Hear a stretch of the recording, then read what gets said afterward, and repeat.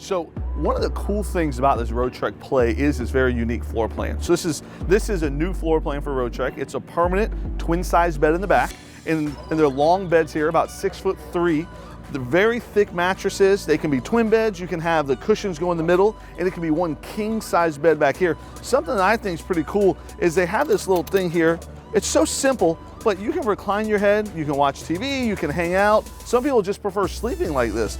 I think that's a pretty cool little feature that Roadtrek came up with there. Something else that's pretty cool is their new screen package. They just came out with this brand new Roadtrek screen package to where when it's out of the way, it's totally out of the way. But then when you want to let it down, it totally comes down. It's a full blackout screen. It can be a bug screen. There's pockets here for storage. When you're in a Class B RV, storage is a premium. So anywhere you can find little storage pockets, this is great. So this is a total blackout screen for the back, but when you remove the shade, there's a bug screen also. So anyways, just a few pretty cool things about the Roadtrek Play here, and you're gonna love the rest of it.